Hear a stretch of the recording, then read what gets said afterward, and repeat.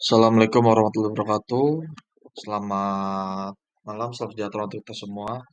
Nama saya Marcelino Darusman, KKTI 2023, NIM 010292300317. Di sini saya akan mempresentasikan terkait dengan struktur organisasi yang ada di perusahaan Unilever Indonesia.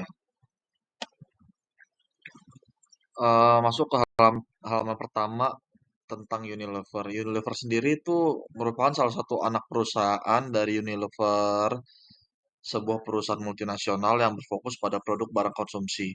Berdiri sejak tahun 1933 dengan nama Lever Zepp Fabricant NV, Unilever Indonesia telah tumbuh menjadi salah satu perusahaan terbesar di Indonesia yang produksi berbagai produk kebutuhan sehari-hari seperti makanan, minuman, perawatan pribadi, serta kebersihan di dalam rumah.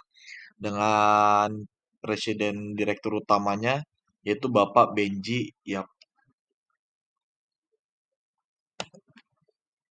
Berikutnya definisi struktur organisasi sendiri merupakan cara perusahaan atau organisasi dalam mengatur dan mengkelompokkan berbagai fungsi, tugas, dan tanggung jawab dalam mencapai tujuan tertentu. Nah, struktur ini juga menggambarkan bagaimana kekuasaan, peran, dan alur komunikasi dialokasikan di dalam organisasi, menciptakan hierarki yang menunjukkan siapa yang melapor kepada siapa dan bagaimana tugas itu dapat diselesaikan. Dan untuk di Unilever Indonesia sendiri terdiri dari berbagai departemen fungsional dan divisi produk, mencakup divisi beauty, home care, food and refreshment. Dan struktur ini tuh memungkinkan Unilever untuk mengelola setiap kategori produknya dengan fokus khusus sambil memaksimalkan distribusi dan pemasarannya di seluruh Indonesia. Berikutnya sendiri merupakan contoh struktur organisasi dari Unilever yang saya dapat dari laporan terakhir mereka pada 31 Desember 2023.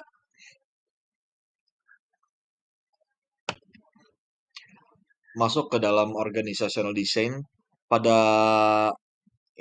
Unilever Indonesia dirancang untuk mendukung operasional yang efisien dan responsif terhadap kebutuhan konsumen lokal, sekaligus mempertahankan standar global yang ditetapkan oleh Unilever sebagai perusahaan induknya.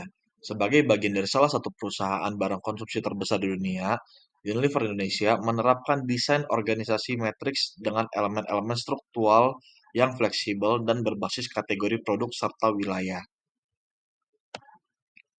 Seperti ada work specialization. Di sini Unilever Indonesia membagi tugas spesifik sesuai keahlian dalam divisi dan fungsi untuk meningkatkan efisiensi dan responsivitas dari divisi-divisi tersebut. Nah, work specialization ini juga membantu Unilever Indonesia untuk beroperasi lebih efisien, inovatif, dan adaptif terhadap kebutuhan pasar lokal. Kemudian ada departmentalization. Di sini Unilever Indonesia mengorganisasi tugas dan fungsi menjadi unit-unit yang terpisah untuk meningkatkan efisiensi dari masing-masing unit tersebut. Manfaatnya meliputi efisiensi operasional, fokus pada spesialisasi, responsif terhadap pasar, dan kolaborasi yang efektif. Ini membantu Unilever Indonesia beroperasi dengan lebih terorganisir dan adaptif. Berikutnya ada chain of command. Chain of command sendiri menggambarkan struktur hierarki yang jelas dalam organisasi. Khususnya ini kita membahas tentang yang ada di dalam Unilever Indonesia. Di sini tingkatannya itu yang pertama dari Dewan Komisaris, yang berikutnya menurun ke direksi, menurun ke manajemen menengah, menurun ke supervisi dan staf. Nah, struktur ini juga memastikan komunikasi dan koordinasi yang efektif dalam perusahaan Unilever Indonesia.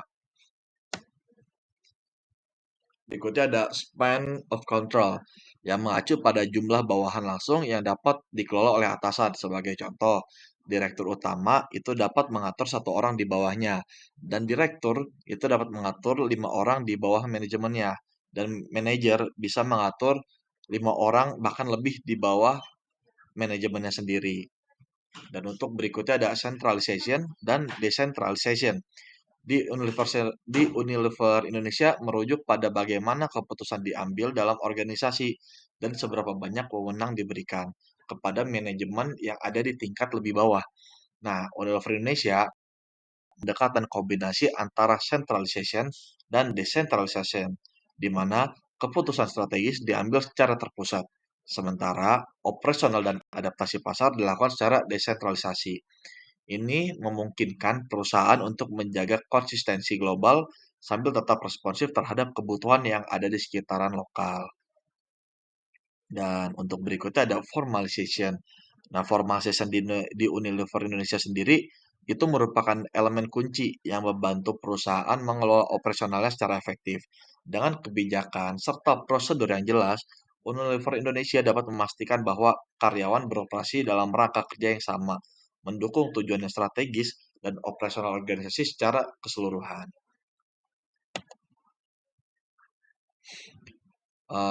Berikutnya ada mekanik dan organik struktur. Nah, apa sih mekanik struktur? Mekanik struktur sendiri merupakan jenis struktur organisasi yang ditandai oleh hierarki yang ketat, pembagian kerja yang jelas, prosedur formal yang diikuti dengan ketat. Nah, struktur ini biasanya digunakan dalam organisasi besar yang beroperasi dalam lingkungan yang stabil dan membutuhkan kontrol yang ketat untuk efisiensinya. Ciri-cirinya sendiri tuh ada hierarki yang jelas, pembagian kerja yang spesifik, prosedur formal, dan kontrol yang kuat. Untuk di Unilever sendiri, contohnya itu ada pada divisi produk dan tim manajemen serta pengawasan kualitas, di mana kita ambil contoh pada pengawasan kualitas, ini Unilever menerapkan prosedur kualitas yang ketat di semua lini produknya untuk memastikan setiap produk memenuhi standar yang ditetapkan dan mencerminkan sifat mekanis dari struktur organisasi itu sendiri. Berikutnya itu organik struktur. Nah, untuk organik struktur sendiri, itu lebih fleksibel dan adaptif, dan komunikasi yang lebih terbuka dan kolaboratif. Berbeda dengan struktur mekanik sebelumnya, organik ini lebih menekankan pada kerjasama lintas fungsi, inovasi, dan responsif terhadap perubahan lingkungan. Ciri-cirinya itu dia ada fleksibilitas, komunikasi yang terbuka, tim lintas fungsi, serta desentralisasi. Contohnya nih, untuk di Unilever sendiri itu ada pada tim proyek lintas fungsi yang di dalamnya itu ada departemen pemasaran, R&D dan produksi, dan berikutnya ada inovasi produk dan kemudian ada pendekatan terhadap pelanggan.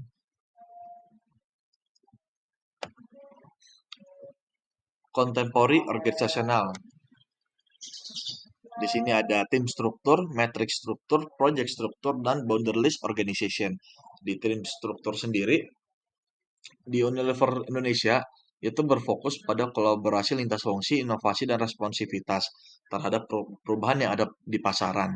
Dengan pembentukan tim yang adaptif dan beragam, Unilever mampu menciptakan solusi yang lebih baik dan memenuhi kebutuhan konsumen secara efektif. Nah, untuk matrix strukturnya sendiri, ini untuk mendukung kolaborasi serta inovasi, memungkinkan perusahaan untuk beradaptasi dengan cepat terhadap perubahan pasar dan kebutuhan konsumen yang notabene berbeda-beda. Dengan mengintegrasikan tim dengan berbagai fungsi, Unilever dapat menciptakan produk yang lebih inovatif dan juga responsif terhadap dinamika pasar dan kebutuhan dari konsumennya. Dan kemudian ada proyek strukturnya, ini berfokus untuk mendukung terhadap pencapaian tujuan tertentu dan meningkatkan kemampuan organisasi untuk berinovasi. Dan membentuk tim proyek lintas fungsi, Unilever dapat lebih responsif terhadap kebutuhan pasar dan menciptakan produk serta inisiatif yang lebih relevan dan berkelanjutan. Dan yang terakhir, boundaryless organization. Di Unilever menciptakan lingkungan yang lebih kolaboratif dan responsif, menghilangkan batasan tradisional dalam struktur organisasi. Ini dengan mendorong kolaborasi lintas fungsi, kemitraan eksternal, dan juga penggunaan teknologi. Unilever jadi mampu beradaptasi dengan cepat terhadap perubahan pasar dan memenuhi kebutuhan konsumen secara lebih efektif tentunya. Sekian presentasi dari saya. Kurang lebih mohon maaf. Assalamualaikum warahmatullahi wabarakatuh.